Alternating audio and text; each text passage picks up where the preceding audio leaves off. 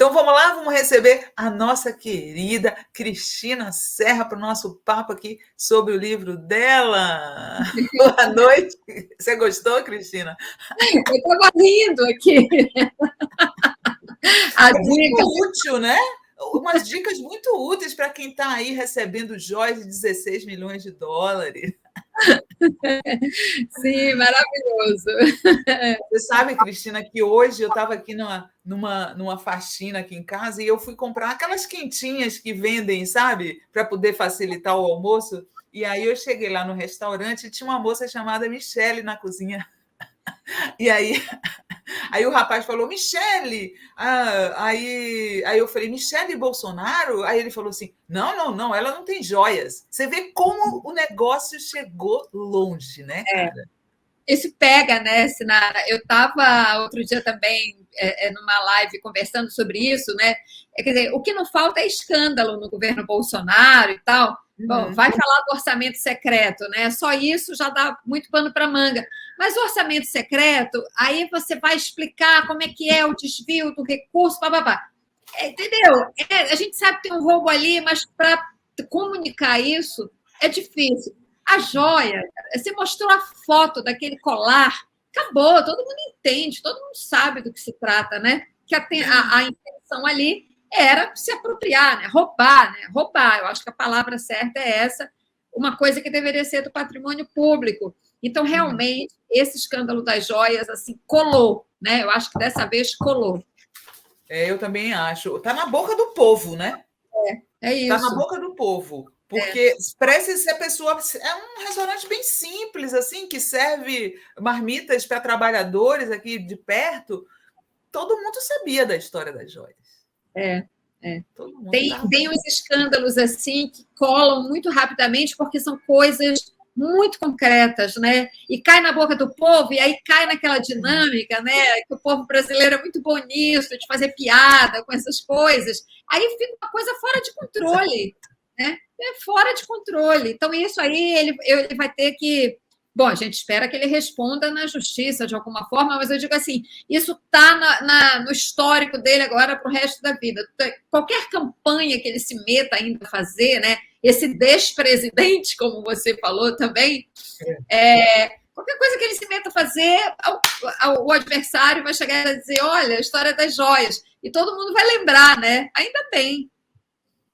Eu acho que o principal em relação ao Bolsonaro é demolir a imagem dele, sabia? Antes mesmo da prisão, é importante que ele perca o patrimônio político dele, que ele ainda tem, né, Cristina? Ele ainda tem um patrimônio político, né? Junta gente meio aloprada, mas tem, né? Tem, mas tem muito ainda, né? Eu estava vendo esses dias, né, a investigação sobre os atos de 8 de janeiro. De vez em quando sai aqui e ali, alguém fala dos depoimentos de pessoas que participaram, né? Os que estão presos em Brasília e que têm dado os seus depoimentos, né? E as pessoas dizem, outro dia foi o diretor-geral da Polícia Federal falou isso, né? Que são depoimentos de pessoas que, na verdade, é como se elas estivessem numa seita, né? Então, assim, é muito difícil. É isso que você está falando, demolir essa imagem do Bolsonaro como cara que combate a corrupção, etc, etc. Isso vai levar um tempo. Isso vai levar um tempo porque a gente precisa entender por que uma parcela tão grande da sociedade brasileira, né, cultua esse símbolo de tudo que a gente não quer para o Brasil, né? Um homem que defende a tortura, etc. Né? Como é que isso toca uma parcela enorme da sociedade brasileira, né? E que não interessa o que ele faça, que as pessoas continuam ali, né? Nesse espírito de seita, né? Bolsonaro. Então, eu concordo com você, é preciso demolir a imagem dele para esvaziar esse capital político dele, e nesse sentido, o escândalo das joias é muito bom, né? Porque é uma coisa muito concreta, né? Puta, o cara queria levar até joias que ele recebeu como presidente, que são do povo brasileiro, o cara ia embora, até as vésperas de sair, o cara tá lá tentando tirar as joias da Receita, né? Aquela imagem também, além da imagem das joias, o fato de ter as imagens da Receita Federal mostrando a pressão sobre os funcionários da Receita para tirar as joias, né? Aquilo é uma coisa muito violenta, né? Aquele diálogo, quando o cara chega e diz para o funcionário da Receita, né, lá em Guarulhos, fala aqui com fulano, né, com o superior, né? E, ao mesmo tempo, a firmeza do secretário, perdão, a do firmeza delegado. do funcionário de dizer, não, não vou falar no telefone, você me traz o documento. Sem documento, não sai daqui. Né? É sensacional aquilo. Acho que aquele vídeo é muito pedagógico, né? Assim, deve ser mostrado nas aulas de formação de agentes públicos, sabe? Sim, e que formação que aquele cara tem, né? Que formação sólida. É por isso que eles tinham tanta raiva dos concursados, né? Eu me lembro daquela Carla Zambelli, um discurso dela falando assim: ah, esses concursados são todos uns esquerdinhas. Não são esquerdinhas, são pessoas com princípios morais, né? E que sabem o seu papel de servidor público, né? Esse episódio, eu acho que mostra muito bem isso, a importância da carreira de Estado, né? Das garantias, da estabilidade, né? Do concurso, ou seja, o republicanismo que você estava falando há pouco, isso é republicanismo, né? Então, é muito firme a atuação daquele funcionário e o exemplo, o comportamento dele é absolutamente exemplar, né, para todos os agentes públicos, inclusive em outras funções, não só na Receita. O comportamento dele e o comportamento também dos agentes que ficaram com a caixa, né? Acharam a caixa de joias, as joias femininas, né, que estavam na mochila do assessor do Bento Albuquerque, seguraram. Você vê que o ministro volta para fazer pressão e os caras dizem, não, a caixa vai ficar aqui. Ou paga o imposto, ou a caixa não sai daqui. Né? E a caixa ficou, a caixa das joias femininas ficou. Esses funcionários, Sinara, que é sempre bom a gente lembrar, né, que o Paulo Guedes chamava de parasitas, né? Funcionários públicos são parasitas. Exatamente. Eu acho que quanto mais sérios, mais eles consideravam parasitas, né, Cristina? Olha só, a Cristina está lançando esse livro aqui, ó. Nós sobreviventes do ódio, crônicas de um país devastado, com a apresentação do Jânio de Freitas. É uma reunião das colunas que ela publicou na Folha de São Paulo. Foram super compartilhadas. Cristina, eu vi suas colunas, né? Eu raramente, atualmente, abro a Folha, né? Mas as suas colunas, minha filha, apareciam na minha timeline direta. A gente já vai falar sobre elas. Mas eu quero abrir aqui com a frase do Jânio de Freitas, que abre a apresentação do livro, que é o seguinte, gente: os maus governos fazem bem ao jornalismo. Eu achei muito legal isso. Os maus governos fazem bem ao jornalismo, porque a gente viveu aí anos de mau jornalismo e bons governos, né? Essa é a verdade, né, Cristina? É verdade. É brilhante essa frase do Jânio, né? Como sempre, mestre Jânio nos dando as lições certas, assim, muito, muito precisas, né? O Jânio ele tem um poder de dizer as coisas com as palavras certas, né? Assim, é uma coisa impressionante. E exatamente isso, né? A nossa imprensa aí, eu acho que cobra tanta autocrítica, né, de tanta gente e não faz a sua própria autocrítica. É uma coisa muito, assim, é muito raro, né? A gente vê na imprensa brasileira o reconhecimento também de seus erros, né? E eu acho que aí o Jânio nisso aí bota o dedo na ferida, porque como você falou, né? Tivemos bons governos e mau jornalismo, como também temos maus governos e bom jornalismo, né? Enfim, o Jânio me deu esse presente de fazer essa apresentação, uma coisa que me emocionou bastante. Não, muito bom. E aí, Cristina, tem um assunto que é muito caro a mim como mulher, e acho que a você também, mulher jornalista, né? Que eu fiquei, digo para você, muito indignada com como algumas mulheres jornalistas trataram a Dilma naquela época, né? Houve muito machismo de mulheres jornalistas para com a Dilma. Eu me lembro particularmente da posse no segundo mandato, quando mangaram até do vestido da Dilma. do andar da Dilma, né? Uma coisa assim que eu realmente nunca tinha visto na nossa profissão.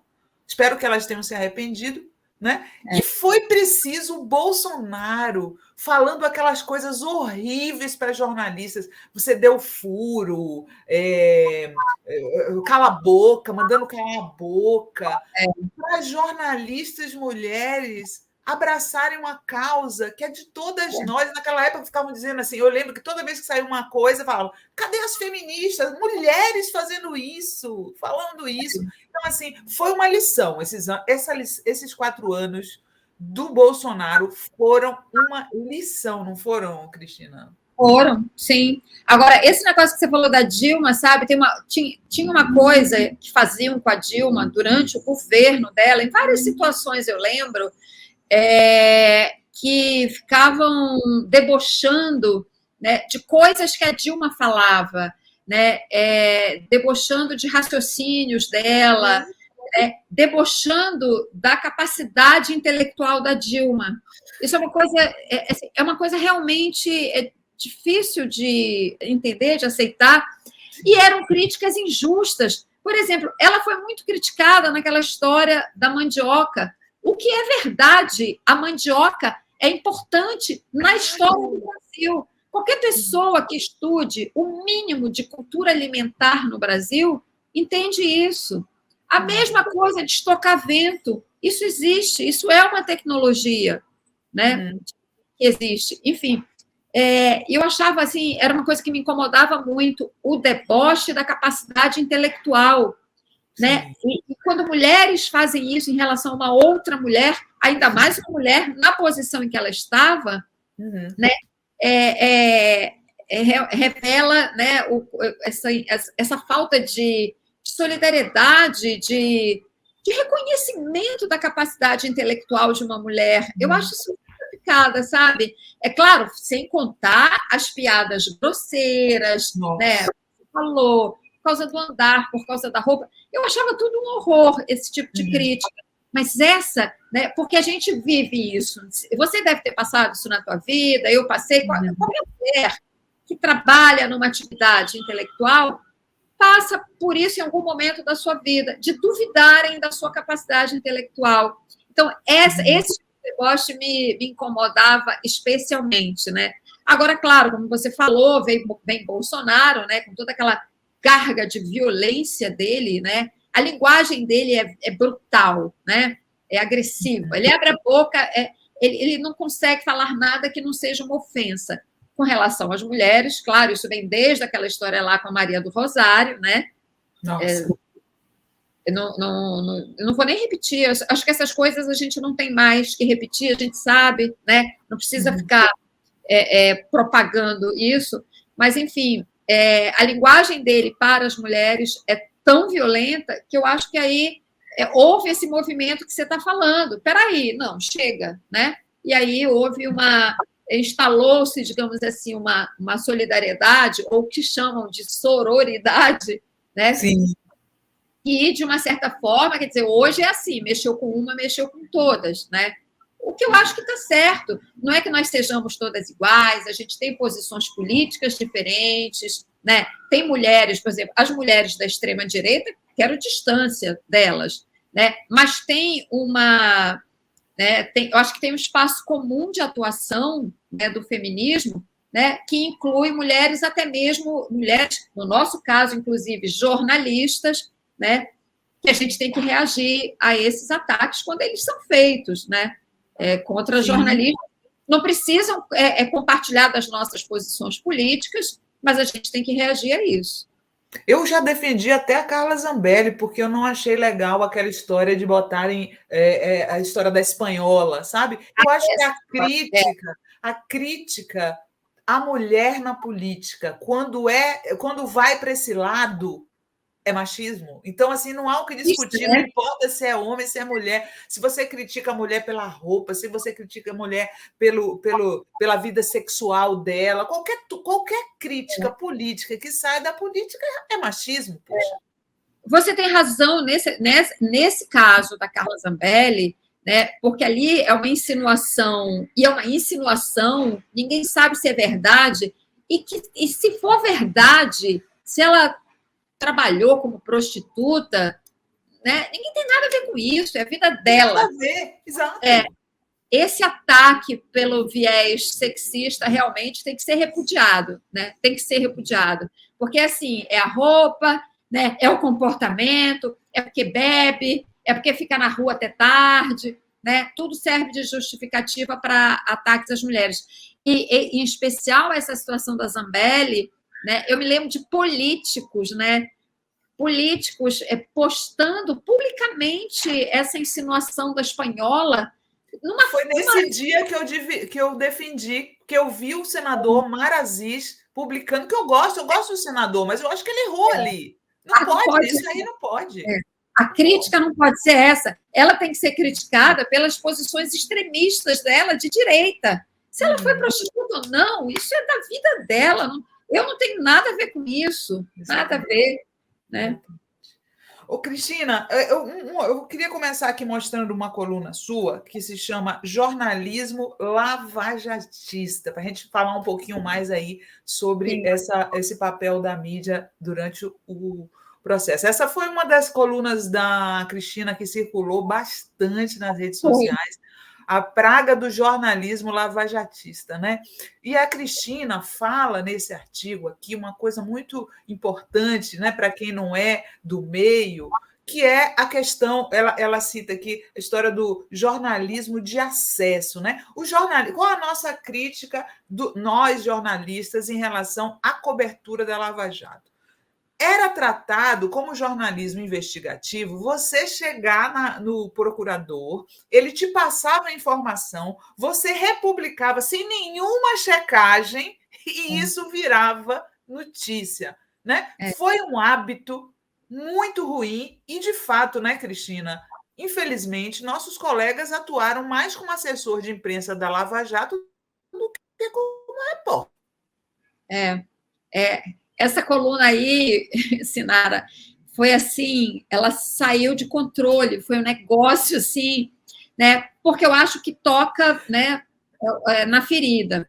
É como você falou, você recebe um documento de uma autoridade, aquilo é um elemento. É importante a gente falar isso para quem não é do nosso meio mesmo, porque as pessoas precisam entender como é que se faz jornalismo, reportagem, né? Com seriedade, para valer, e não se embarca simplesmente numa agenda política que foi a agenda da Lava Jato, né, do Sérgio Moro. Você recebe um documento, ele é uma peça, ele é um item de uma apuração que você está fazendo, né? É que você falou, tem que ter checagem. Você tem que ligar para as pessoas citadas ali e ouvi-las, porque quando você ouve, de repente ela vai te dar uma informação, um posicionamento que você vai dizer, pô, peraí, então deixa eu ponderar melhor este documento aqui que o procurador me passou. Você não pode simplesmente ser um repassador de documentos do Ministério Público e publicar assim, mas foi a autoridade que me passou. Pô, mas as autoridades erram. E eu estou dando de barato que era apenas um erro, quando a gente sabe hoje que não é um erro, não foi apenas um erro, né? Era uma agenda política, um projeto de poder político, né, que estava em curso. Então, eu escrevi, né, porque, enfim, quem ainda tivesse dúvidas de que havia, né, um objetivo político por trás da Lava Jato, quando vem a Vaza Jato, isso cai por terra completamente. Né? Ali, quando você lê aqueles diálogos, e, no caso, tem jornalistas citados ali, né? O procurador, vou te mandar a nota, você lê, tá bom, não tá? Tem que sair a tempo do Jornal Nacional. O que é isso, gente? Isso é assessoria de imprensa para o procurador, que é a sua fonte, é quem está te dando informação. Isso é uma degradação tão grande do jornalismo, que é uma coisa que nos ofende como jornalistas, né? Eu acho que qualquer jornalista sério, sabendo daquilo ali, se sentiu ofendido. Né? Então, as coisas não podem funcionar assim. A gente sabe que todo jornalista, sobretudo o jornalista que cobre política, que cobre poder, né? Porque poder é muito mais do que política, a cobertura de poder é o executivo, é o legislativo, é o judiciário, é o Ministério Público, é Polícia Federal, é Receita Federal, São vários órgãos. Quem trabalhou em Brasília, que você sabe, porque foi repórter lá há muito tempo, né? A cobertura de poder envolve muitas instituições. Você precisa ter acesso às pessoas, às fontes, conversar. Agora, essa busca pelo acesso tem limites.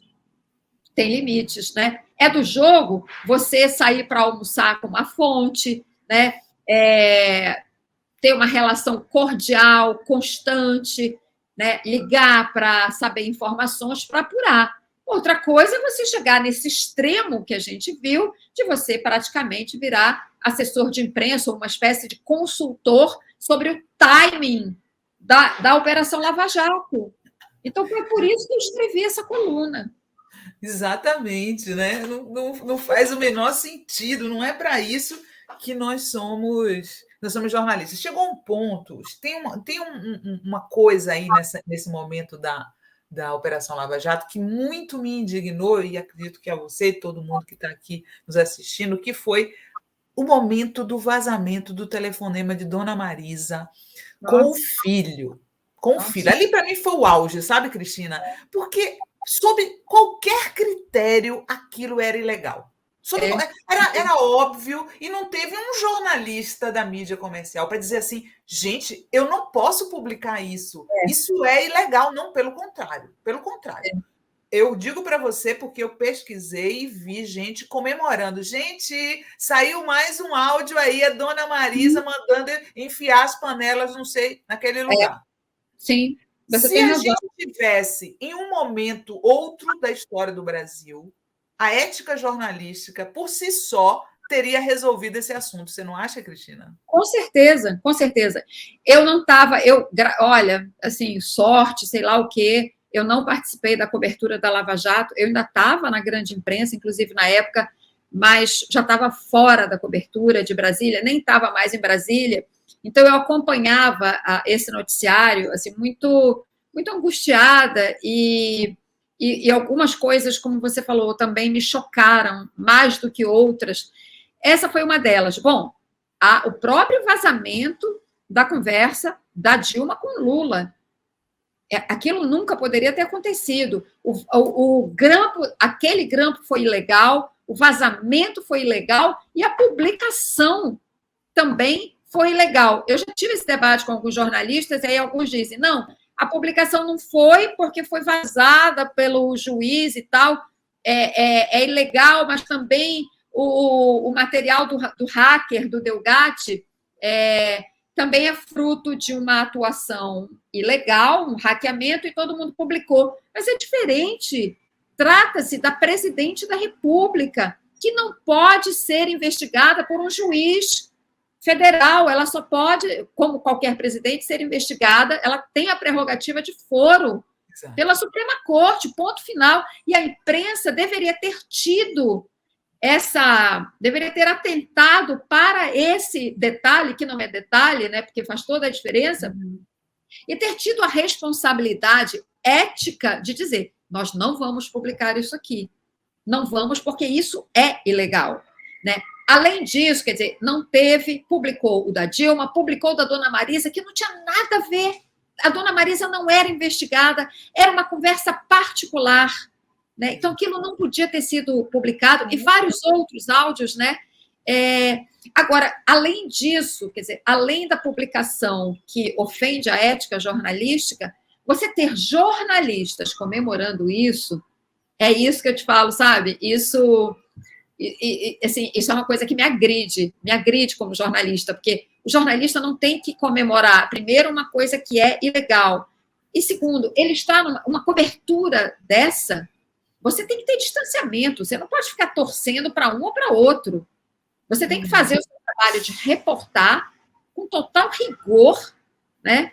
Ponderando tudo, né? Tudo que não houve nessa cobertura da Lava Jato foi essa ponderação de que isso era uma operação com objetivos políticos, né? E aí, Sinara, também, isso aconteceu de tal forma, né, que chega um momento, né, que já fica muito claro. Não, eu diria que nos primeiros meses, talvez não, né? Porque a operação começa em 2014, em março de 2014, é o ano da campanha eleitoral, a Dilma ainda consegue se reeleger. Mas a partir daí, quando começa o projeto de, né, questionar a reeleição da Dilma, a grande imprensa passa a ser parceira da Lava Jato. E aí virou aquela máquina de vazamento, de delação, de gravação. Isso é o fim da picada. Eu estou esperando, sinceramente, eu estou esperando o dia que a grande imprensa vai fazer essa autocrítica. Eu estou esperando. Eu quero ver se vai acontecer. Houve, né? Pode ser que eu espere sentada a vida toda e não venha. Mas como a própria Globo fez a autocrítica do apoio ao golpe de 64, quem 50 sabe... 50 anos depois. Eu não vou estar mais aqui. Nem eu. 50 anos depois, né? Talvez daqui a 50 anos eles reconheçam que foi um golpe contra a Dilma, né, Cristina? É. E você sabe que eu fico ainda tem esse debate, né? O uso da palavra golpe, né? O golpe de 2016 é o impeachment. Alguém tem dúvida, gente, que aquilo ali foi um golpe? Gente, a Dilma toda hora é inocentada de alguma coisa, né? A Dilma foi inocentada de todas as acusações. Então, assim, como é que não foi golpe, gente? Até o Temer já cometeu o ato falho de chamar de golpe. É. E eu acho muito importante quando o Lula fala disso, né? O Lula tem falado em alguns momentos de golpe, e até algumas pessoas falam, mas por que usar golpe? Isso afasta alguns setores que podem apoiar o governo. Não, eu acho importante, eu acho que isso tem um sentido pedagógico mesmo, sabe? Uhum. Sim, com certeza. Olha só, dentro desse período que você ficou na Folha, foi quanto tempo que você escreveu na Folha? Quantos anos? Eu fiquei... minha primeira coluna foi 1º de janeiro de 2020. Então, eu fiquei em 2020, 21, 22 e agora o começo de 2023. Eu acabei de sair justamente quando o livro está sendo... quando eu estou fazendo os lançamentos do livro. Não era para coincidir, aconteceram outras coisas que me levaram a sair da Folha nesse momento em que o livro está sendo lançado. Sim, pois é. Aí você, dentro da Folha, é interessante, gente, que dentro da própria Folha, a Cristina, deixa eu explicar para vocês. A página 2 da Folha é a página considerada a página mais nobre de artigos do jornal, tá? Então, assim, tem a página 2, onde ficam os editoriais e ficam as colunas mais nobres do jornal, era ali que a Cristina estava escrevendo, né? E mesmo estando dentro do jornal, a Cristina publicou alguns textos críticos a posições da Folha. Um deles foi justamente sobre a demissão do Jânio de Freitas, né? Sobre a demissão do Jânio de Freitas. Jânio, jornalismo e democracia. Ela fala assim, silenciar a voz de Jânio de Freitas nesse momento da vida brasileira, a pequena a Folha. Perdemos nós, seus fiéis leitores, perdem a Folha, o jornalismo e a democracia no Brasil. Detalhe, o Jânio está com 90 anos e ele foi demitido pelo telefone, né? Assim, é totalmente falta de consideração, né? Antes de mostrar o outro texto, eu quero entrar com a Cristina, aliás, num assunto que eu estava falando hoje. Cristina, eu quero ouvir tua opinião. Vejam só, está acontecendo no Brasil uma discussão sobre etarismo que a imprensa abraçou. Mas eu vou dizer uma coisa para vocês. O jornalismo é provavelmente uma das profissões mais etaristas que existem. A pessoa vai ficando mais velha e ganhando mais, ela já sabe que ela vai ser descartada proximamente. Teve um colega nosso aqui da Folha, Cristina, o Lula Marques, fotógrafo, que aconteceu uma coisa tão traumática. De manhã, o Lula publicou no Facebook assim, hoje eu completo 25 anos de Folha de São Paulo. À noite, ele publicou assim, hoje eu estou me despedindo da Folha. Ele foi demitido no dia que fez 25 anos de trabalho dentro da casa, porque você vira um número. Uma hora você vai dizer assim, e esse salário aqui dá para a gente contratar 5 pelo preço de 1. Né? Eu me lembro que muitos anos atrás, quando nem se falava de etarismo, eu estava na Folha, eu tinha só 35 anos, mas estava sentindo muita falta de interlocutores dentro do jornal para bater papo, pô, porque você só tinha gente com 20 anos e você fica com vontade de conversar com os seus contemporâneos, isso é natural. E aí eu falei assim, gente, isso é idadismo, que eu traduzi do inglês, né? Ageismo, isso é idadismo. E aí o meu chefe falou assim, é uma mistura de idadismo com dinheirismo, né? A pessoa começa a ganhar mais e começa a ficar mais velha, começa a ser mal vista. Então, eu queria... o exemplo do Jânio é total. O Jânio foi demitido porque estava velho e ganhava bem. Essa é a verdade. Porque aí, no lugar dele, contrataram 5, ganhando 1/5 do que ele ganhava, né? E aí eu queria que você falasse um pouquinho sobre essa história do etarismo dentro do jornalismo, porque eu acho muita hipocrisia os jornais falarem de etarismo sem fazerem também o meia-culpa em relação a isso. É verdade. Bom, o Jânio, em especial, falar dele, para depois falar dessa coisa mais geral do etarismo, o Jânio, aos 90 anos, né, você tem um jornalista com a história do Jânio de Freitas, com tudo que ele fez no jornalismo, né, com tudo, assim, a ousadia, né, o comportamento dele, o jornalismo dele, corajoso, né, e este jornalista aos 90 anos ainda trabalhando na Folha, era tão importante, é um símbolo tão importante da longevidade que um profissional pode ter nesta profissão, né? Uma profissão que a gente sabe que é uma máquina de moer, de quebrar osso, né? Porque a gente sabe das pressões, a gente trabalha em condições muitas vezes difíceis, os salários, né? A gente sabe, assim, pouquíssimos jornalistas ganham realmente muito bem, né? Os salários são baixos, é muito trabalho, muito estresse, pressões, né? Muito grandes, e a gente sabe, eu até falo isso mesmo na coluna, quantos grandes profissionais vão largando o jornalismo pelo caminho, né, por todo esse conjunto que eu mencionei. E ver um profissional como o Jânio, aos 90 anos, atuando, né, na linha de frente, eu via ali o Jânio, lia as colunas dele e dizia: poxa, é incrível, né? Esse cara está trabalhando até hoje, com 90 anos, lúcido, com esse conhecimento de história do Brasil. Olha tudo que o Jânio viveu, todas as crises, né? O golpe de 64, a ditadura, sai da ditadura, entra na democracia. Olha o acúmulo de sabedoria, de conhecimento que um jornalista desse tem numa redação. Assim, é uma preciosidade que tem que ser muito valorizada numa redação.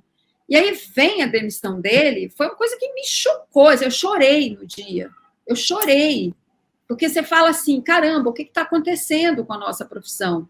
E o que está acontecendo com a nossa profissão é isso, porque, Sinara, eu acabei de fazer 60 anos, né? Portanto, eu tenho 40 anos de profissão, né? Claro, desde o primeiro jornal pequenininho onde eu trabalhei e tal. Quando eu entrei, o primeiro jornal grande onde eu trabalhei foi o Jornal do Brasil, no Rio de Janeiro. Quando eu entrei no JB, tinha uma garotada nova, inclusive eu entrei nessa leva, mas a redação do JB tinha um monte de cabeça branca, um monte de grisalhos, e isso é que era o legal. A redação do Jornal do Brasil era um mix da galera nova que entra com sangue novo, papapá, mas era cheia daqueles sábios do jornalismo, sabe, aqueles mestres, que você sentava do lado e o cara pegava você. Não, e você queria sugar, né? Tu aprender com as pessoas. Esse é o mix bacana do jornalismo, né?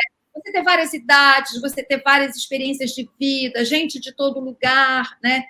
E isso eu acho que a gente está perdendo nas redações. As redações que sobraram estão muito enxutas, né? E como você falou, privilegiando a turma mais nova, porque ganha menos, são os salários mais baixos. Você perdeu essa mistura fina, né, da experiência dos mais velhos, com esse sangue novo, e que isso que eu achava quando eu entrei, eu me lembro muito bem disso, quando eu entrei na redação do Jornal do Brasil, eu achei isso fascinante, né, porque você tinha uma geração passando para outra o conhecimento, passando de geração para geração de jornalista. Isso se perdeu, e quando vem a demissão do Jânio, foi isso tudo que veio na minha cabeça. E por isso foi uma coisa que me que mexeu tanto comigo. Sim, sem dúvida. Deixa eu dar uma lida aqui nos comentários e a gente já continua aqui nessa história teus artigos na Folha. O Décio Amadil faz um. Esse aqui eu já li. Raimundo Garrone fala: ataques a Dino em consequência do combate ao garimpo ilegal, com foco nos financiadores e na mudança na permissão de lavra garimpeira, que, de acordo com o Instituto Socioambiental, lava e esquenta o ouro ilegal. Entre 19 e 21, a organização criminosa investigada pela PF por extrair toneladas de ouro no Pará faturou 16 bi lavando ouro de garimpos ilegais da terra indígena Yanomami. Os dados estão no estudo Terra Rasgada, como avança o garimpo na Amazônia brasileira, produzido pelo ISA e lançado nessa quarta. Muito legal isso, hein, Raimundo? Boa pauta. Muito boa pauta essa história aqui do ISA, viu? E o Christian Castro também manda um super sticker. As pessoas estão aqui comentando também essa história do etarismo nas profissões, né? Miriam Ramos fala: boa noite, sinais. Esqueci que hoje começa mais cedo, depois vou ver do início. Cristina é ótima. Tem muitos fãs seus aqui, fãs, viu? Legal. Haroldo Lacha: poxa, tive que sair, não sabia que a entrevistada Cristina Serra, jornalista que sempre admirei, agora nada me faz perder esse programão. Maria de Jesus Alencar fala: como adquirir o livro de Cristina Serra, Recife, Pernambuco? Ele tá no Amazon, tá em tudo que é lugar, não tá? Tá na Amazon, e também você pode entrar diretamente no site da editora, que é a Máquina de Livros. O site é maquinadelivros.tudojunto.com.br. Coloca aí, Gui, por favor, no chat. Jaqueline Faria: muito agradável jornalismo, bate-papo de Sinara e Cristina, muito legal mesmo. O pessoal está curtindo aqui a nossa conversa. Deixa eu te falar, aqui o tempo voa, viu? Você é de TV, você sabe, né, Cristina? Passa rápido pra caramba. A outra coluna que também você faz reparos à Folha, dentro da Folha, é essa sobre o mercado, tá? Que a Folha coloca aí para a gente, Gui, Lula, o mercado e a Folha, né? E aí era durante a eleição e a Folha já fazendo aquele famoso terrorismo contra o Lula, né? Você publicava tranquilamente essas colunas, não sofreu nenhum tipo de censura. Isso é importante a gente dizer, né? Que também os lados bons a gente tem que falar também, né, Cristina? É verdade. A Folha teve um compromisso muito claro e cumpriu à risca o compromisso da autonomia dos colunistas. Falo por mim, né? Claro, mas imagino que assim como eles tiveram isso comigo, essa correção, imagino que com os outros também, né? Inclusive essas colunas em que eu faço a crítica diretamente à Folha. Nunca ninguém da direção do jornal me procurou para fazer qualquer tipo de nem reclamação, nem pensar, mas nem mesmo uma ponderação, assim, alguma coisa, nunca. Isso é importante dizer. Eu tive total autonomia, total. Até algumas pessoas, alguns colegas, né, dependendo do assunto, quando eu publicava, me mandavam mensagem: ah, não, hoje você vai ser demitida, não é possível. Mas deixa aí que eu quero ler um trechinho aqui que a Cristina fala. É lamentável que este jornal assuma papel de porta-voz da insensatez ao cobrar de Lula o reconhecimento de que a agenda liberal dos últimos anos trouxe avanços duradouros e ao exigir que o candidato indique quem será seu ministro da Economia. Uma crítica bem dura e bem pertinente, né, Cristina? Infelizmente, os jornais brasileiros eles têm se portado como porta-voz do mercado financeiro, né, gente? Eles falam tanto da gente do jornalismo de esquerda, que nós somos militantes e tal, mas isso não é ser militante do mercado financeiro, não é? Totalmente. A cobertura econômica da imprensa brasileira, né, Sinara, eu acho que de uma maneira geral, né, ela perdeu muito em qualidade, né, porque é só isso, é só o mercado, a agenda do mercado, o ponto de vista do mercado, e também ouvem, eu acho que tem um abuso na cobertura econômica, porque é tudo em off, né, raramente você vê numa matéria né? Alguém que venha e fale assim, tem, claro, empresários que falam de vez em quando, mas eu estou falando, essa cobertura do dia a dia é tudo o mercado, o mercado. Quem é o mercado? Quem foi que você ouviu? Quem são essas pessoas? O mercado é feito por pessoas que têm interesses, que representam interesses. O leitor tem que saber quem são essas pessoas. Não pode ser simplesmente o mercado. É tudo em off, né? E a outra coisa que eu acho muito ruim na cobertura econômica, em geral, com algumas exceções, claro, né, é que você ouve também, geralmente, quem defende um determinado ponto de vista, né, que é a política neoliberal, a agenda neoliberal, as privatizações, né, etc., aquela ladainha do neoliberalismo, para não dizer ultraliberalismo, né, que era a agenda do Paulo Guedes. Então, mesmo a imprensa brasileira, quando começa a perceber, principalmente por causa da pandemia, o negacionismo científico do Bolsonaro, o negacionismo sanitário, né, a imprensa começa a fazer uma cobertura crítica a esses aspectos do Bolsonaro. Mas a cobertura econômica, né, continua parceira, né?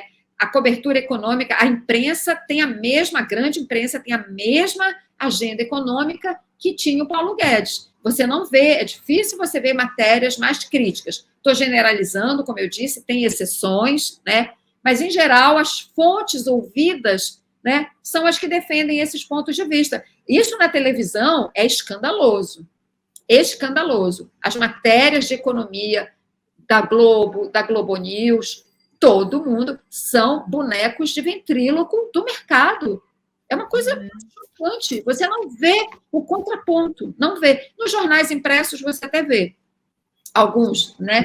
Mas na televisão você não vê isso. No rádio, que também é um veículo muito popular, a população brasileira ouve rádio, e você não tem o contraponto dessa pauta econômica. Isso é muito ruim, isso não é assim que se faz jornalismo. Eu acho muito ruim, eu acho que a cobertura econômica perdeu muito em qualidade no Brasil nos últimos anos. Eles abraçaram isso, né? Eles não têm responsabilidade social, né? Eles de certa maneira, ficaram como partidos políticos, os jornais, né? Isso. Muito Eles ruim. passaram a ser partidos políticos. Olha só, eu queria saber de onde que vem esse seu viés. Pode-se falar esquerdista ou progressista? Como é que... Pode ser, não tem problema nenhum em dizer. Eu me considero assim, porque assim, hoje em dia é muito fácil também, né? Alguém já vem, te bota um rótulo, né? Os bolsonaristas que ficavam me perseguindo em rede social, né? Já vinham me chamando de esquerdopata. Tudo bem, sabe? Então, se eu sou esquerdopata, então tá bom. Mas eu vou te dizer, a minha origem, na verdade, eu acho que assim, eu trago meu DNA jornalístico, digamos assim, né? Começou ainda em Belém, eu sou de Belém. E a primeira redação em que eu trabalhei, né, por isso que eu digo que eu tenho 40 anos, porque realmente eu considero todas as minhas experiências em redação. A primeira redação que eu trabalhei foi num jornal chamado Resistência, que era publicado pela Sociedade Paraense de Defesa dos Direitos Humanos. Eu entrei nesse jornal, eu trabalhei lá em 1982, e depois, em 83, eu vim para o Rio e continuei aqui do Rio ainda colaborando com eles por um tempo, né? Aí depois eu me formei e aí entrei, quando eu saí da faculdade, eu fui para o JB.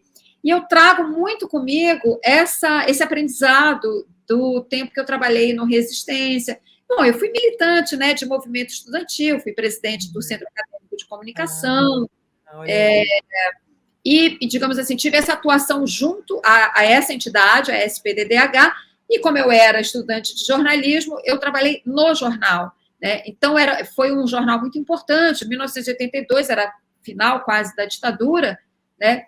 Então, isso para mim foi uma experiência muito definitiva, né? Que esse compromisso acho que é uma coisa básica, que todo jornalista tem que ter, compromisso com a democracia, compromisso com direitos humanos e combate à tirania. Assim, isso, para mim, é meu norte, né? Então, assim, mas tudo bem, depois a ditadura acabou, veio a democracia, né? O país, digamos assim, foi entrando nos eixos. E eu, assim, também nunca senti a necessidade, né, de deixar mais evidente esses meus compromissos, essa minha visão de mundo. Fui trabalhei em várias redações, TV e tudo mais, e o país estava seguindo e estava indo num bom caminho, né? Vem o governo Fernando Henrique, foi importante, né, na consolidação da democracia, vem Lula, vem Dilma. Eu falava assim, gente, a nossa geração, que foi a geração que foi para a rua nas diretas, né? Eu fui militante das diretas, já como jornalista, inclusive, eu ia para as passeatas, mas também algumas eu ia para cobrir, outras eu ia como cidadã. Eu falei, eu tinha essa sensação, a nossa geração cumpriu a sua missão, né? Nós construímos a democracia. Quando vem o golpe, bom, aí eu falo, peraí, para tudo. Foi uma surpresa, né? Para quem viveu a redemocratização do país, a gente nunca imaginou que isso fosse acontecer, né? Eu não imaginava, Sinara, eu jamais imaginei que a gente fosse viver esse retrocesso. Para mim, o golpe foi um baque muito grande e isso deu um nó na minha cabeça. Eu me lembro, assim, de ficar em casa, assim, chorando, pensando, falei, peraí, o que está acontecendo? Eu não acredito que agora, já tão mais velha, já me encaminhando talvez até para sair da profissão, que eu vou deixar o jornalismo com o Brasil nessa situação. Foi um nó na minha cabeça, mesmo.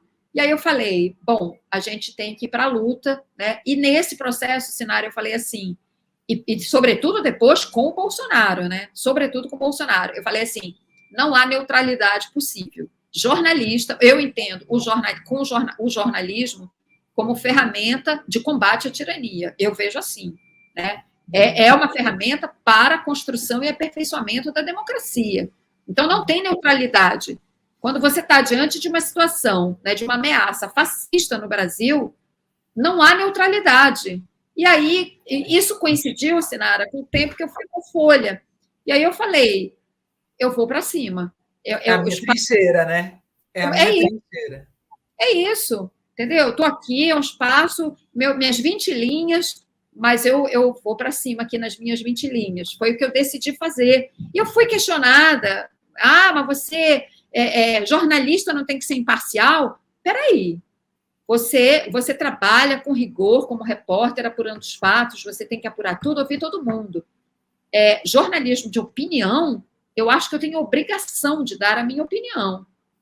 E eu sempre falei isso com muita clareza, e aí é isso mesmo, eu deixei claras as minhas posições, sabe? Compromisso com a democracia, total. Tanto é que eu declarei voto no Lula, na coluna. Foi a primeira vez na vida que eu abri voto em eleição presidencial, mas eu achei que naquele momento era o que devia ser feito, né? Exato, não tinha como. E, eu vou dizer para você, particularmente, tem uma coluna sua que eu acho corajosíssima, bombou muito nas redes sociais, que é a coluna contra o Etchegoyen, general golpista, participou do movimento contra a Dilma e veio para cima do Lula logo no começo. E a Cristina, gente, deu uma enquadrada nesse general que, vejam, eu confesso que nesse momento, Cristina, eu até temi por você, sabe? O que esse pessoal poderia fazer com você? Porque você falou, né? O Etchegoyen, ela fala aqui, ó, Etchegoyen emergiu das sombras, onde atua com desenvoltura e reapareceu num programa de entrevistas para afrontar Lula. Disse que o presidente praticou ato de profunda covardia ao manifestar a desconfiança de que militares tenham sido coniventes com a invasão e depredação do Palácio Planalto, o que é um fato, e fica cada vez mais claro que eles participaram. E aí mais, ela lembra que teve acho que é o irmão dele, né, do Etchegoyen, que era da Casa da Morte em Petrópolis. Aí ela fala assim, ó, era um covardia... É o tio, covardia, senhor Etchegoyen, foi o que aconteceu na Casa da Morte em Petrópolis. Covardia, senhor Etchegoyen, foi deixar faltar oxigênio. Ela lembra que ele se usou a palavra covardia para se referir aos trabalhos da Comissão Nacional da Verdade, que é quando começam os problemas do PT com os militares, né? Você teve alguma sinalização, alguma ameaça depois dessa coluna, Cristina? Assim, Sinara, bom, primeira coisa que acontece assim, nessas colunas assim mais contundentes, digamos assim, chega muita coisa por rede social, né?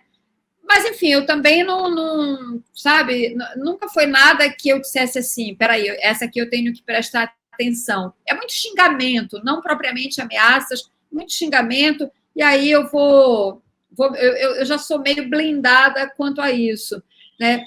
Agora, chego, assim, umas pressões, assim, muito sutis, às vezes, um comentário, né?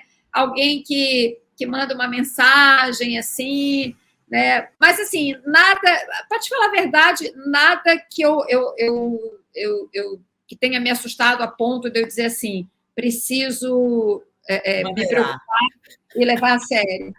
Não, nada. É mais assim, poxa, mas você está pegando muito pesado, não sei o quê. Enfim, é só para dizer, a sensação que eu tenho é, olha, estamos de olho em você, a gente sabe o que você está fazendo e tal, mas assim, nada que me preocupasse a ponto de dizer, preciso tomar algum cuidado. Não, isso não, nunca. Não, Só quer dizer, intimidação básica, né? Nunca chegou a esse ponto assim, não. E como eu te falo, sabe, eu tento me blindar mesmo, sabe? Eu acho que a gente não pode, assim, ter medo, né? Porque senão a gente não consegue trabalhar também, né? Não é fácil, claro, fácil não é. Mas assim, a gente vai ficando também com couro duro, né? Como eu te falei, 40 anos de profissão, eu já passei algumas situações, assim, de pressões e tal, e a gente vai, sabe, vai levando.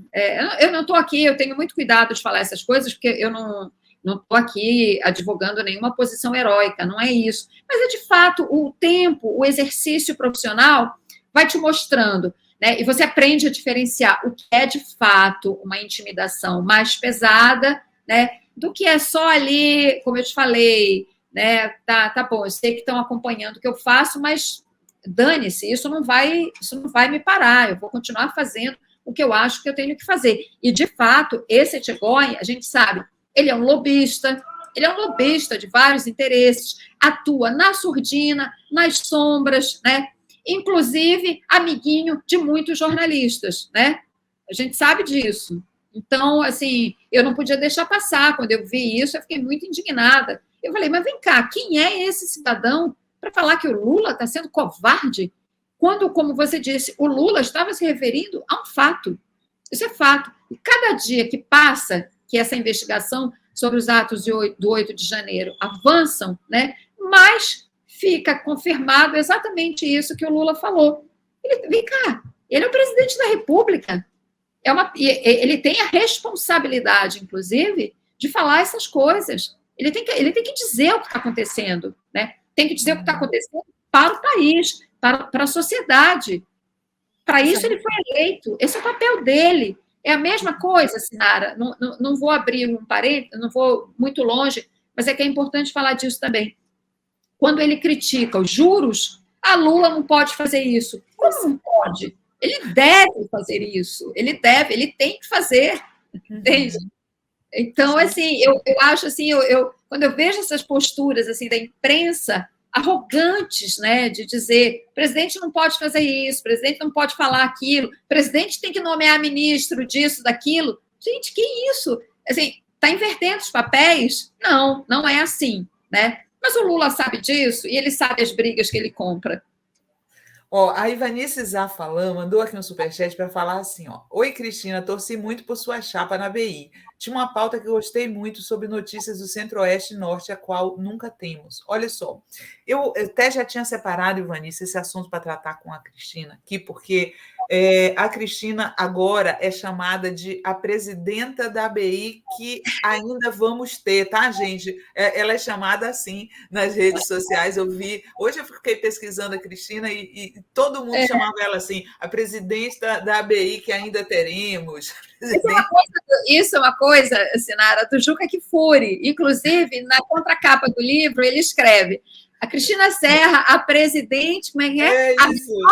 A melhor presidente que a ABI não teve. Porque o Juca tá aqui, a melhor presidenta que a ABI não teve atrás, do Juca Kfouri. E aí todo mundo adotou. E eu queria dizer uma coisa aqui para vocês, e vou tocar com a Cristina. Eu quero que o Gui bote o tweet da Dilma, tá? O tweet da Dilma, porque a Cristina ela foi alvo, ela foi vítima de uma injustiça por parte de alguns colegas nossos que, durante o processo da eleição da BI, ficaram dizendo que ela era golpista, que ela tinha apoiado o impeachment da Dilma, o que não é verdade. E aí a própria Dilma publicou o seguinte tweet: a jornalista Cristina Serra sempre teve um comportamento correto e profissional em relação a mim e a meu governo. Não são verdadeiras as ilações sobre qualquer posicionamento dela a favor do golpe que sofri. É uma defensora da democracia. Foi um processo muito, muito, muito ruim aquele que você viveu na eleição da BI, né? Por parte de colegas nossos, né, Cristina? Eu não gostei daquilo ali, não. Foi muito ruim, foi assim, eu acho que teve muito golpe baixo ali, sabe? Mas, ao mesmo tempo, primeiro que eu aprendi muito, né? Foi a primeira vez que eu concorri a qualquer coisa na vida, né? E teve uma coisa muito boa, porque até uma coisa que a sua seguidora aqui, Ivanise, né, falou, uma das nossas propostas era justamente federalizar a ABI. A ABI significa Associação Brasileira de Imprensa. Ela é muito concentrada no Rio de Janeiro, concentrada no Rio e em São Paulo, né? E a gente tem jornalista em todo o Brasil.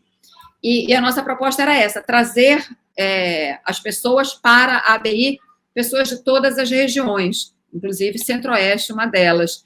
E nesse processo foi tão rico, a campanha foi tão bacana, sabe? Mas foi tão bacana. Eu conheci tantos jornalistas no Brasil inteiro.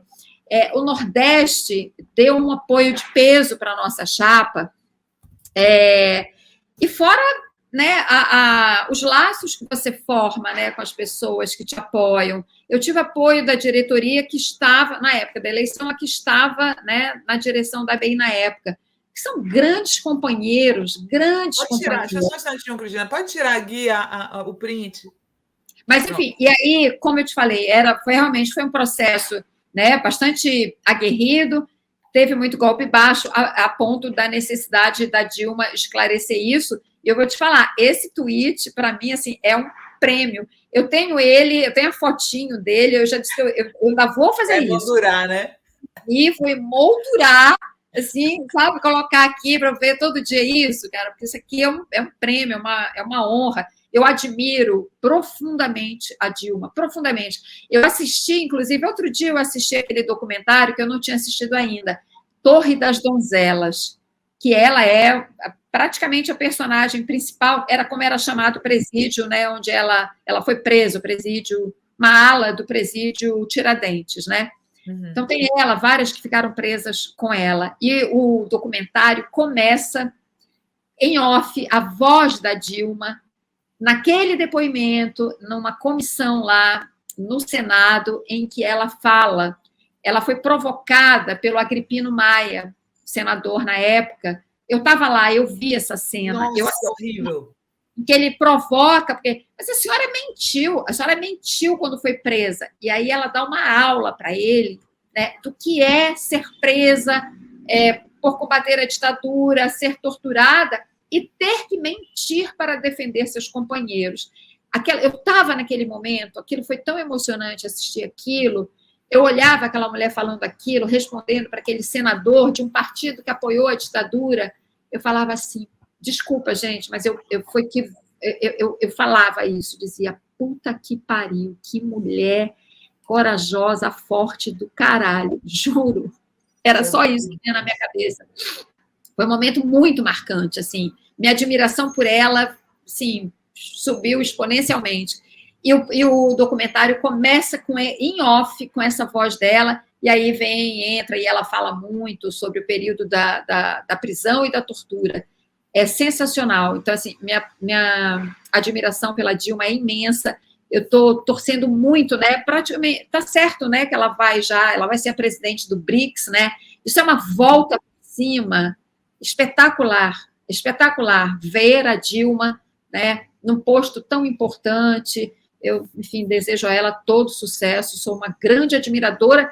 Assim, não estou nem falando do ponto de vista político, estou falando do ponto de vista humano, né? Admiro profundamente a coragem, a lucidez dela. O discurso da Dilma, quando ela sofre o golpe, tudo que ela falou ali aconteceu. Tudo E ela vai ficando melhor com o tempo, já reparou? Parece que depois que ela saiu, ela ainda ficou mais inteligente, ela ganhou uma inteligência emocional, não sei, eu vejo que ela está cada vez melhor, a Dilma, gente, sinceramente.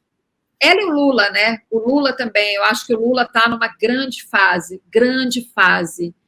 As coisas que ele tem falado ultimamente, em todas as entrevistas que ele foi, o Lula está muito seguro do que ele quer, né? Ele aponta o caminho para o país com muita clareza, né? Assim, o projeto é muito claro e é o melhor que a gente pode ter, né? É o melhor que a gente pode ter. Então, enfim, vou ser já questionada também. Pô, você é lulista, petista? Não, gente, mas eu torço para esse país dar certo. E o melhor projeto que a gente pode ter é esse. Né? Então, assim, eu quero muito que o governo Lula dê certo, mas muito. Isso não é ainda mais depois desse crápula, né? A Graça Matos mandou o superchat para dizer: Sinara e Cristina, meninas, muito orgulho de vocês. Deixa eu mostrar mais uma vez aqui o livro da Cristina. Cristina, olha só. Nós, sobreviventes do ódio, crônicas de um país devastado. Eu queria, antes de a gente indo já para o final aqui da nossa entrevista, ainda vai ter as dicas da Cristina, tá, gente? Que todo mundo que vem aqui traz as dicas. Você fala, né, que nós sobrevivemos ao ódio, e essa semana nós tivemos, né, na Semana da Mulher, semana passada, no Dia Internacional da Mulher, um deputado bolsonarista subiu em plenário para fazer um discurso machista e transfóbico em pleno plenário do Senado. Então, assim, nós sobrevivemos a esses 4 anos de ódio, mas o ódio não acabou, né, Cristina? O ódio não acabou. De jeito nenhum. Está aí e está muito forte ainda, né? E acho que vai ficar ainda forte por muito tempo, né?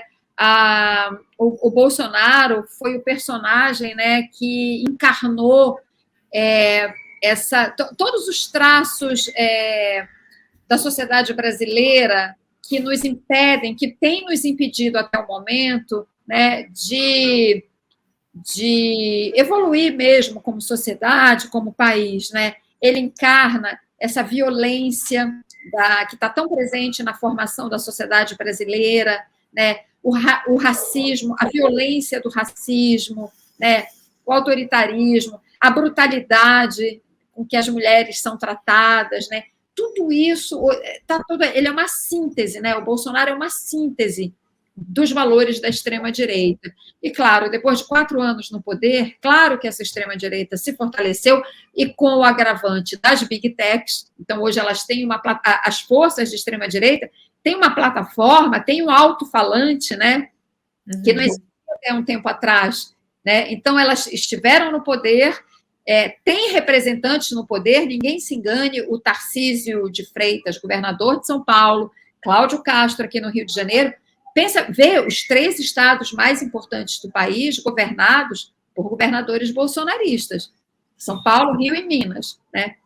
Então, ela está no poder ainda, de uma certa forma, né, nas instâncias estaduais, fora ali a região amazônica também, né? Tirando o Pará, você tem praticamente todos os governadores bolsonaristas. Enfim, o Nordeste é que salva aqui, salvando resistência. Então, isso vai, ela está muito articulada. E o Pará também, hein? O Pará também, vamos falar que o Pará também, porque o Helder Barbalho, ele surpreendeu positivamente esses anos, e o próprio prefeito de Belém também é do PSOL, né? Sim, com certeza. O Lula ganhou, né? O Lula ganhou no Pará e ganhou em Belém. Tem razão. Bem lembrado, minha terra, hein? Imagina, os paraenses vão me cobrar. Eu tenho uma amiga lá, a Val Sampaio, que é jornalista, e eu brinco que o Helder é meu crush, porque, gente, ele ganhou meu respeito, viu, Cristina? Ele ganhou meu respeito. Não, ele teve uma postura muito firme, sem dúvida. Na pandemia, né? No apoio ao Lula. Eu gostei muito do papel do Helder lá. E olha que a gente tem diferenças bem grandes, principalmente com o pai dele, né? Sim. Mas, enfim, então, a extrema-direita, e sobretudo com essa possibilidade, né, da articulação via plataformas digitais. Esse é um problema sério nosso, sério do Brasil e do mundo, né? Da democracia. Elas estão aí, a gente vai ter que lidar com isso por muito tempo. Acho que essa, inclusive, Sinara, eu acho a principal tarefa do Lula, conter a extrema-direita. Acho que esse é o trabalho principal dele e realmente, se ele conseguir isso, já terá feito muita coisa por esse país, né? Então, acho que esse é mais ou menos o quadro que a gente tem aí pela frente, sim. Você vai fazer, já pode revelar o que você vai fazer na EBC para a gente, em primeira mão? Olha, essa semana eu vou dizer para você que um amigo nosso mandou uma mensagem para mim: por onde anda a Cristina Serra? Eu falei: tá na EBC. Aí ele falou: mas ela vai fazer o quê? Eu falei: eu não sei. Ele falou: você já foi melhor informada. Não, inclusive eu acabei de chegar de lá, de uma gravação que eu fui fazer. Eu só não vou anunciar exatamente, não, assim, não tem nada demais, é um trabalho, eu estou indo lá, eu não vou ocupar cargo, não é nada disso, eu não sou concursada, né? Então, assim, o que eu posso fazer é prestar serviços, projetos especiais, né? Cada projeto um contrato, enfim.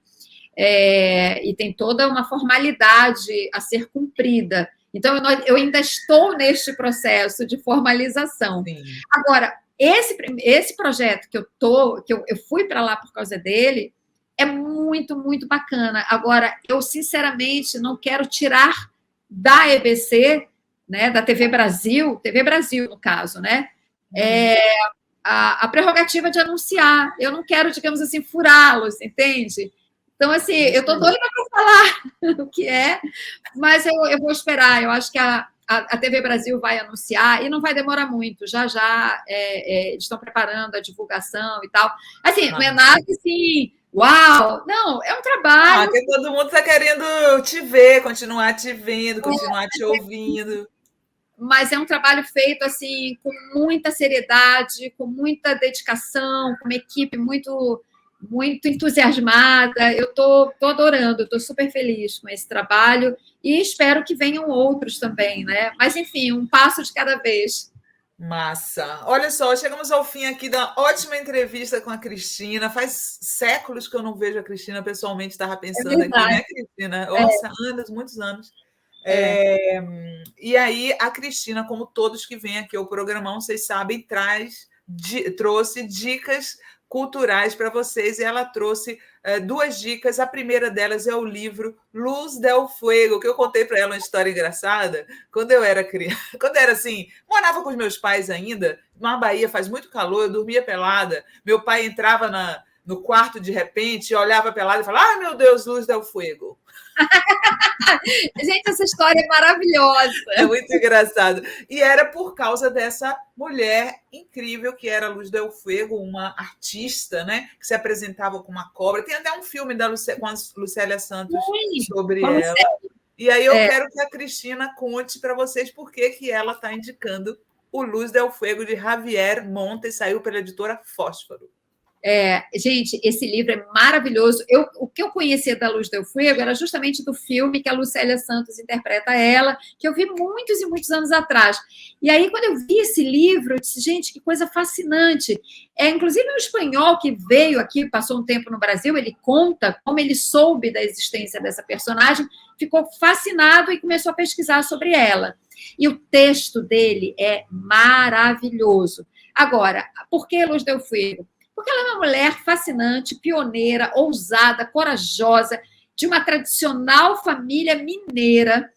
Estamos falando ali dos anos 40, 50, e ela vem para o Rio de Janeiro e ela queria ser artista, e ela, de uma maneira completamente ousada, ela criou essa personagem da dançarina que se apresentava nua nos teatros do Rio com serpentes, porque ele conta isso no livro. Ela é fascinada por serpentes desde criança. Então, ela treina, assim, muito tempo. Ele conta, ela recebia mordidas e tal, né? Não era uma pessoa... nome, né? A cobra. Tem, não lembro agora, mas ela dava nomes, sim, para as cobras. Teve várias. Moravam no apartamento dela, com ela. Enfim, não era nenhuma, elas não eram peçonhentas, enfim, né? Porque senão, é claro, poderia ter problemas mais sérios. E ela é fascinante. Num determinado momento da vida dela, ela cria uma colônia de naturismo numa ilha, na Baía de Guanabara. Ela consegue a concessão da Marinha para criar, ela se apropria, toma posse dessa ilha, e lá ela vivia nua e fazia, e chamava os amigos, e todo mundo que entrava lá, inclusive jornalistas que iam entrevistá-la, tinham que tirar a roupa. Né? Que divertido. É sensacional. Você imagina isso? A ilha, essa colônia dela, aí já estamos nos anos 60, inclusive ela começa a ter uns problemas depois, né, com a ditadura, que vai se aprofundando. A polícia, né? E, por fim, ela tentou criar um partido político ecológico. Então, pensa, lá atrás, gente, essa mulher falando da liberdade feminina, né, da necessidade de cuidar dos animais, ela tinha muitos bichos e tal, as próprias cobras e tudo mais.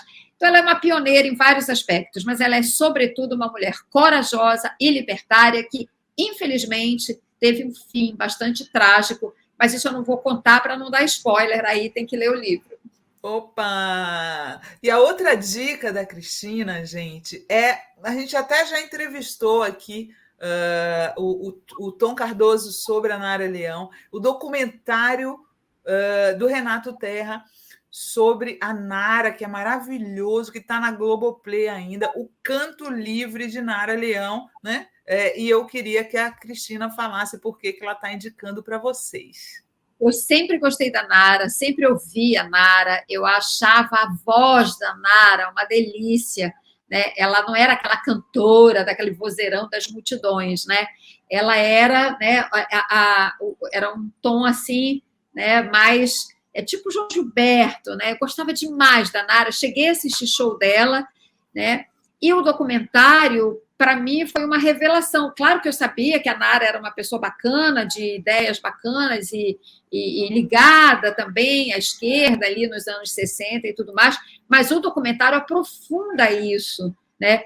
E a Nara Leão mostrada no documentário, que é a Nara mesmo, é uma mulher absolutamente fascinante, né? Uma artista maravilhosa, mas com essa aparência de fragilidade que ela tinha, ela lá com violão, cantando ali, ao mesmo tempo ela era uma mulher muito forte, de opiniões muito lúcidas e muito corajosa, deu uma entrevista, inclusive, criticando os militares na época, né, o que rendeu, inclusive, ameaças, né, de que ela poderia até ser presa, né? Fica claro no documentário que os militares tiveram muita vontade de prendê-la, de cometer alguma violência contra ela, isso acaba não acontecendo, né? Mas é uma mulher admirável, corajosa, além de uma artista maravilhosa. E eu acho que é incrível a injustiça de falar que a Nara era a musa da Bossa Nova. Ela, na verdade, ela é uma das criadoras da Bossa Nova. Não tem de musa, né? Eles ficam nessa onda machista. A musa da Bossa Nova. Musa é uma ova. A Nara foi uma das cabeças da Bossa Nova, gente. E tão jovem, né? Tão jovem, mas muito talentosa. E depois ela faz aquele show no Teatro Opinião com João do Vale, que é um show histórico. Ela vai para a música de raiz popular mesmo, a música de morro, como se chamava naquela época, no Rio. Depois ela resolve cantar o repertório do Roberto Carlos. Então, assim, e aí o pessoal da Bossa Nova, da MPB, criticou porque ela estava cantando Roberto Carlos. Então, a Nara ela fazia o que ela achava que ela tinha que fazer, inclusive artisticamente, né? E ela forçou, digamos assim, né, as caixinhas, sabe? Ela não ia ficar na caixinha aqui da Bossa Nova, não. Ela quis fazer outras coisas, experimentar outras coisas, porque a arte é isso também, né? É experimentar, é tentar outras coisas, outros caminhos. E ela fez isso, enfrentando todas as críticas. É maravilhosa. Eu já gostava muito dela, passei a gostar muito mais depois que eu vi o documentário. Olha só, o Caio Batista da Silva manda um superchat para dizer: Sinara, minha diva, diga aí para Cristina Serra que gosto dela demais. Ela ficou muito melhor fora da Globo. Eu acho que Eu concordo. a gente, quando sai desses. Porque as pessoas têm uma dificuldade de entender que nós somos trabalhadores da imprensa, né? Nós somos trabalhadores, nós temos que seguir algumas regras. Eu, durante o tempo todo que eu fiquei na Folha, eu não podia me pronunciar politicamente, porque é mal visto na Folha um repórter se pronunciar politicamente, né? Mas depois, uma vez que a gente agora já está mais velho, está fora desse sistema, a gente pode ficar mais livre, né, Cristina? Não, e a gente, depois também que a gente sai, né, Sinara, é uma decisão, assim, difícil, né, porque você sai, né, você está deixando uma situação mais ou menos segura 100% você nunca está, porque você pode ser demitido a qualquer momento, né, mas enfim, você está lá, trabalha, já tem um tempo, né, tem o seu salário ali, a vida que segue, né, você vai tocando a sua vida.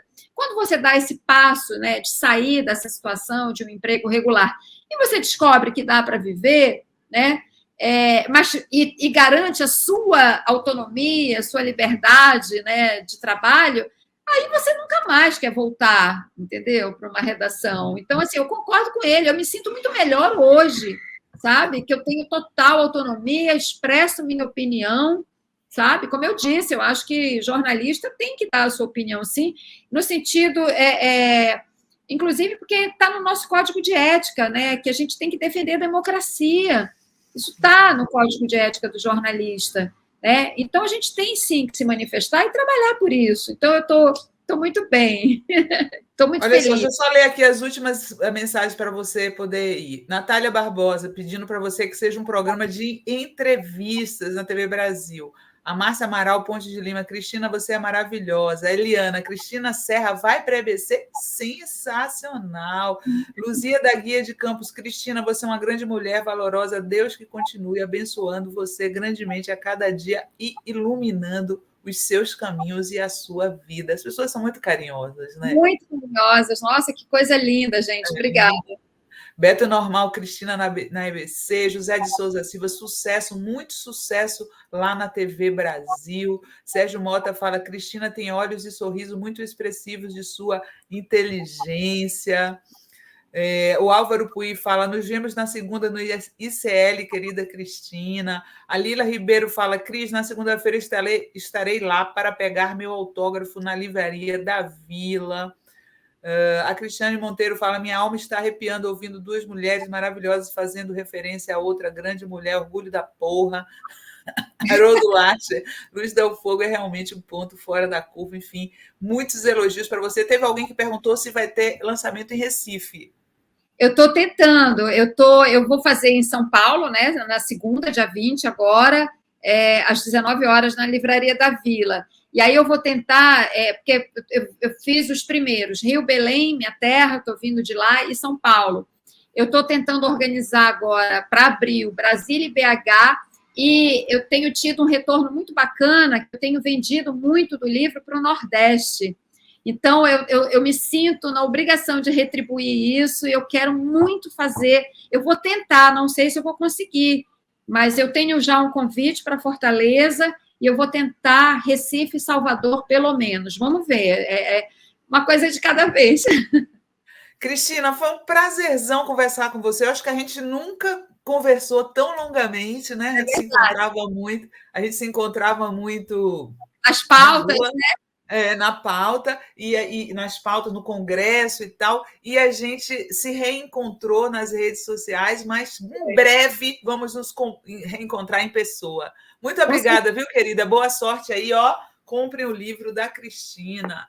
Nós, sobreviventes do ódio, Crônicas de um País Devastado, recomendo muito. Olha aí, a capa do livro com a apresentação do Jânio, editora Máquina dos Livros, né? Máquina dos Livros. Máquina de Livros. Máquina de Livros. Obrigada, Cristina. Um beijo grande, querida. Bom final de semana. Quero te agradecer essa oportunidade, é muito importante poder falar do livro, é difícil vender livro no Brasil, a gente precisa fazer o livro chegar ao leitor. Muito, muito obrigada, foi um prazer enorme, e obrigada pela companhia de todos e todas também até aqui. Beijão. Tchau, querida, bom final de semana.